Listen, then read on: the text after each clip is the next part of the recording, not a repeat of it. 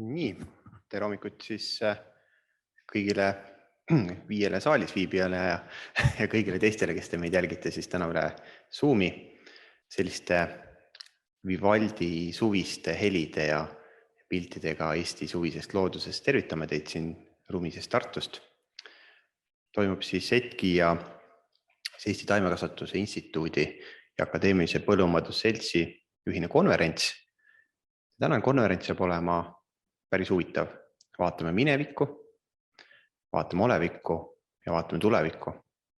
Kuulame ettekandeid nii füüsiliselt kohapeal, üle Zoomi kui ka YouTube'ist ja esindame ka mitmeid maailmajagusid, et meie, kes me asume Eestis ja Euroopas, aga päeva teises pooles siis läheme küll Atlandi ookeani, kuulame, kuidas käib elu ühel USA rannikul ja teisel USA rannikul.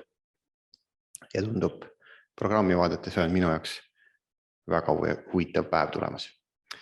Kuna tegu on laupäevaga, saame aru, et kell ei ole ka võib-olla enam kõige varasem, aga inimestel on toimetusi, siis tänane päev salvestatakse ja läheb siis üles ilmselt siis YouTube'i ja pärast nii Akadeemilise Põllumajandusseltsi kui Eesti Taimekasvatuse Instituudi kodulehtedele, ehk et kui te olete midagi vaatamata, siis saate pärast vaadata julgelt järgi. Nii palju ka, et organisatoorselt, kellel on küsimusi, siis kirjutage need chati. Sealt esineja, kui ei pane tähele, juhime, anname teada ja küsimustele vastamist siis võiks olla ettekande lõppudes. Ning kõik, kes meid jälgite ja kuulate, palun hoidke oma mikrofonid väljas, et ei tekiks sinna taustale muud kõla. Aga nüüd ongi siis juhatuseks kõik. Palun siis avasõnadeks siia Akadeemilise Põllumajandusseltsi presidendi härra Marko Kassi.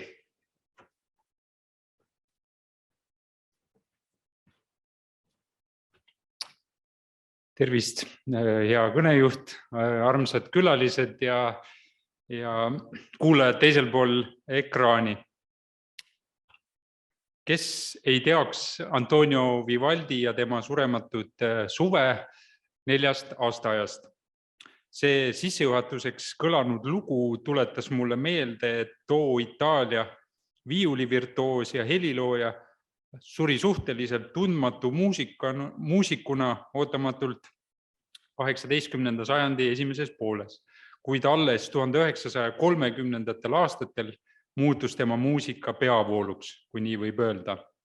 See tähendab, et Vivaldi ei olnud levinud nimi enne 8 inimpõlvkonda pärast tema surma.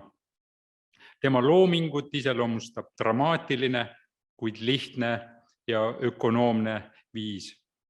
Ta paistis silma erakordse produktiivsuse ja töötempoga.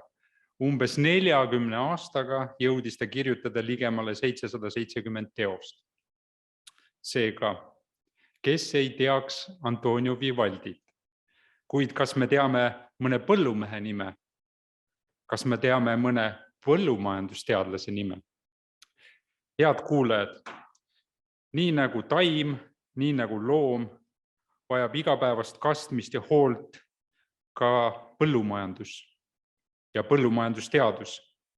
Isegi kui me ei tunne ühtegi tarmukat taimekasvatajat või usinat põllumajandusteadlast, saame anda oma panuse kodumaise põllumajanduse kestmajäämisele. Kas või tänase konverentsi näol. Seega teadkem, nii nagu too Itaalia maestro oli ülimalt töökas, nii on seda meie teadlased ja põllumehed. Ikka igal hommikul, ikka igal aastaajal. Nagu Vivaldi looming oli dramaatiline, ent lihtne ja kokkuhoidlik, nii on ka kodumaine põllumajandus. Sageli täis tugevaid elamusi, kuid omamoodi vapustavalt argine oma kerguses. Sestap lubage mul korrata siit samast kõnepuldist täpselt aasta tagasi öeldud, parafraseerides president Lennart Meri. Põllumajandus ei ole kunagi olnud moeasi, sest põllumajandus on südameasi, nagu eesti keel ja meel, nagu armastus. Hoidkem siis seda, mis on meile oluline, sest tarkus toidab asjaliku konverentsi meile kõigile. Aitäh!